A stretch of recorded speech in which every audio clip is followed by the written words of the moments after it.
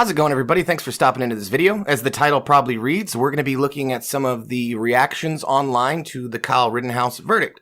Now, to get this out of the way right at the beginning, I'm happy with the verdict. I think justice was served, but lots of people online do not feel the same way. And what's amazing to me is that a lot of people have very, very strong opinions about this case, but seem to know nothing about it. There were literally some people online saying it's a shame that another white guy gets away with murdering black people.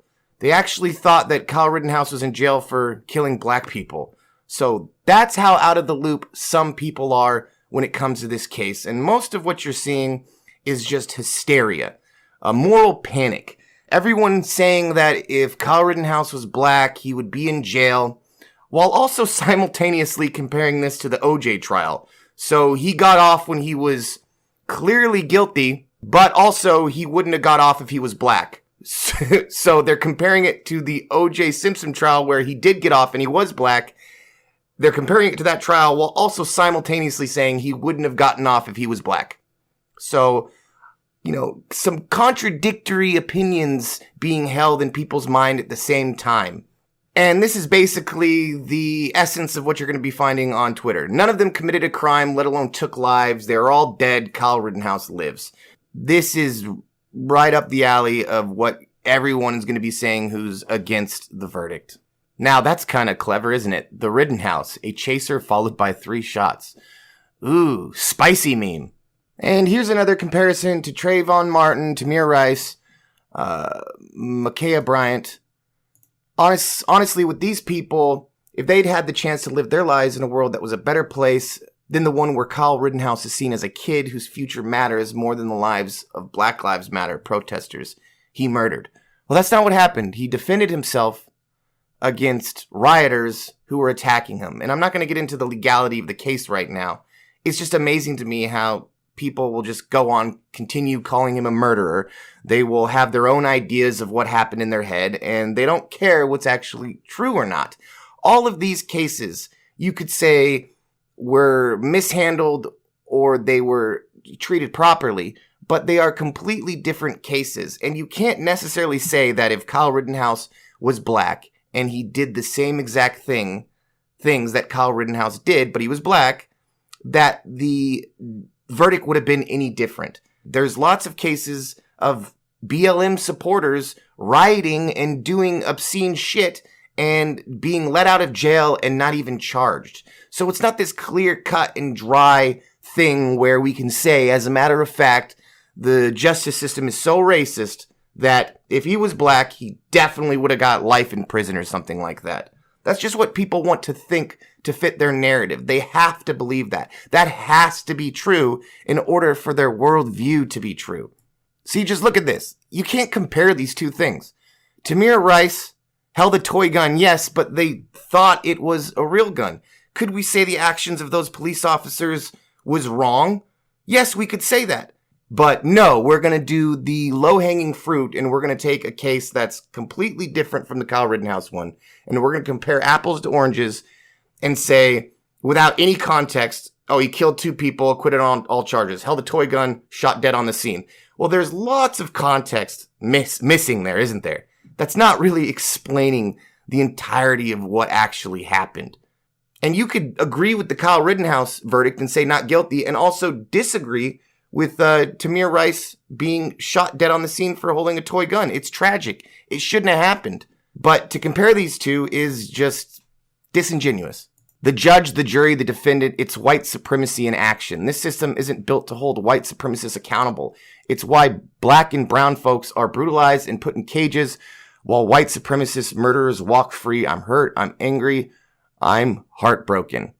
This case didn't involve a single black person, yet it's white supremacy in action because supposedly all the white people coordinated together to acquit Kyle Rittenhouse and find him not guilty of all charges. All the white supremacists got in a room, which would be the jurors, and they decided, hey, we're white supremacists and we want to uphold white supremacy. So what we're going to do is we're going to find Kyle Rittenhouse not guilty because we're racist, is basically what this lady is saying, which is just dumb. Again, it's a narrative that has to be true for some people in order for the rest of their worldview to make sense to them. People actually pretend like if you're a white guy, you can just walk out into the middle of the street, shoot a black guy, and people will applaud you. They won't even arrest you.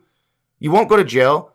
You'll get a slap on the wrist. This is the furthest thing from the truth.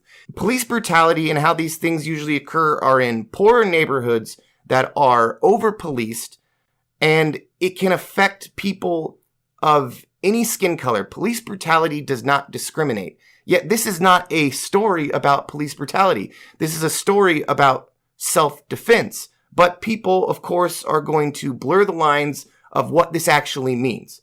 This means white supremacy because a white person was found not guilty. So anytime a white person is found not guilty, that's racism, apparently. But if a black person is found not guilty, well, we're not going to bring that up. That's not something we talk about because it doesn't fit the narrative. Here's this guy making a little joke.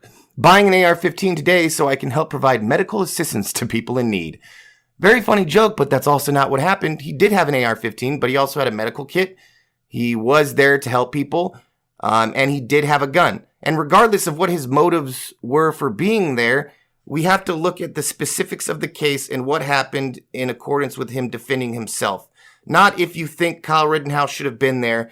Not if you think it was irresponsible or immoral for him to do what he did. The fact of the matter is people should be mad at the laws that they didn't vote on.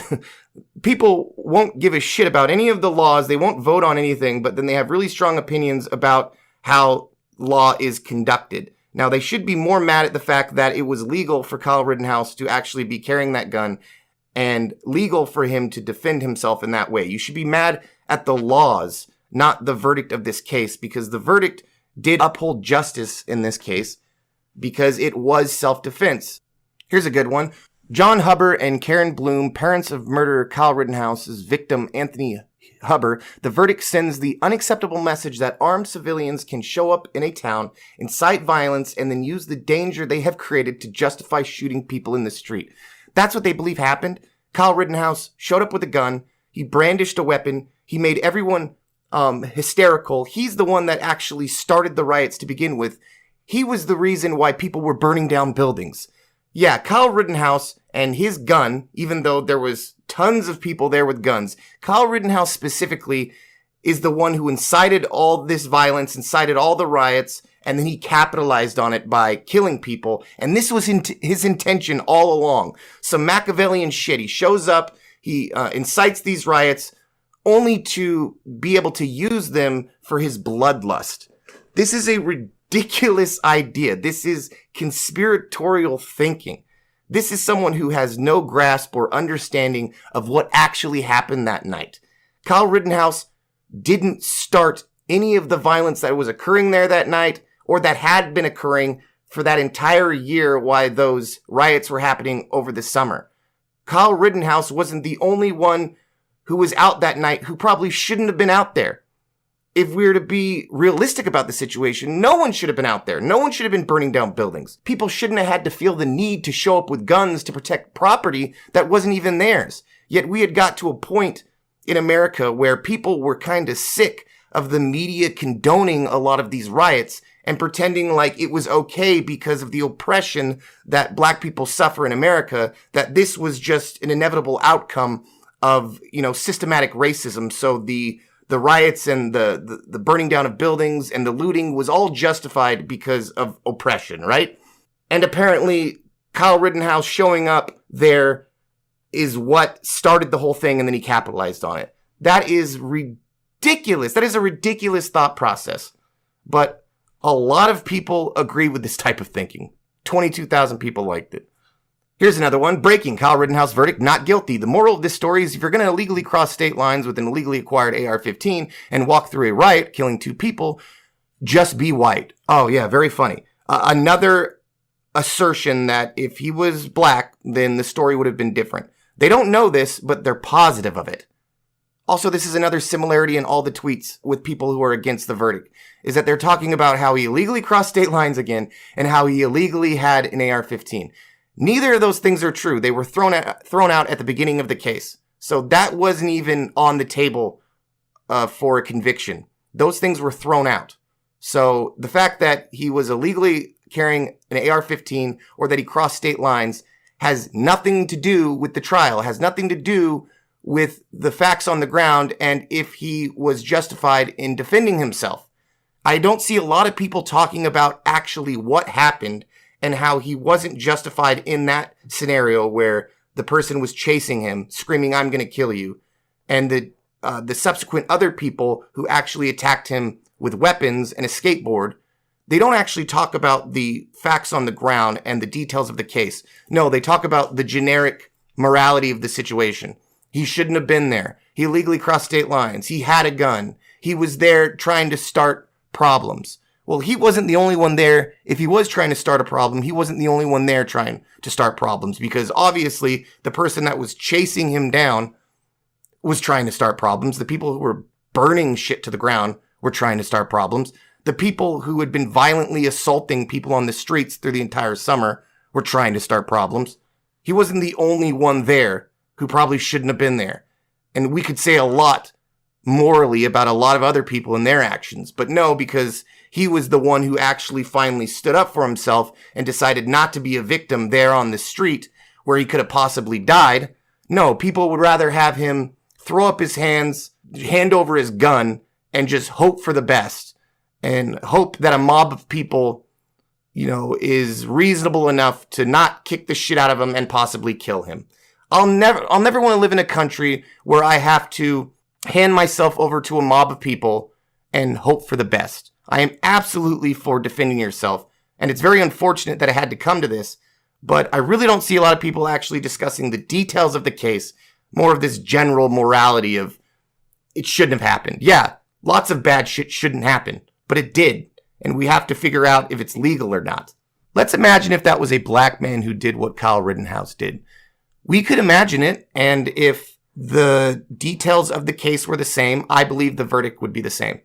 I don't believe just because you're a black man in America that is an immediate guilty verdict. I just don't believe that, but there are millions of people who do believe that. And a lot of that is conditioning from the media, that you should have white guilt.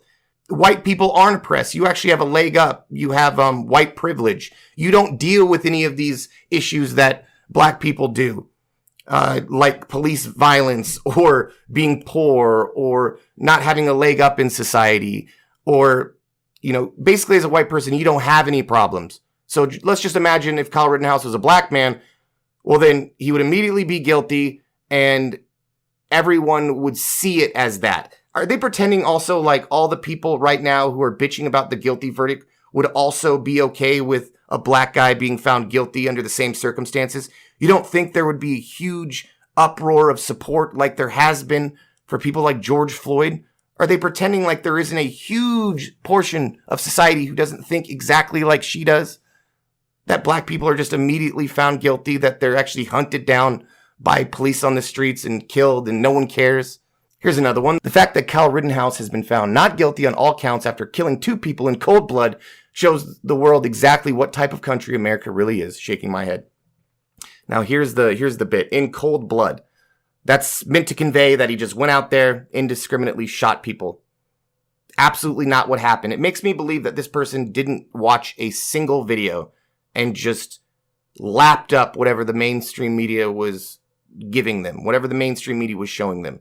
Anyways, that's just a little taste of the hysteria online right now surrounding the Kyle Rittenhouse case and all the misinformation that's out there and all the conclusions that are jumped to based on a worldview where black people are immediately found guilty no matter what the evidence is. This is another way for people to push a narrative of race-baiting bullshit where you should feel bad because you're white. Look at what this white supremacist nation has done again. So anyways, those are my thoughts on the matter. Maybe I'll make another video in the days upcoming. But I appreciate you stopping in. Hope you enjoyed it. And bye-bye.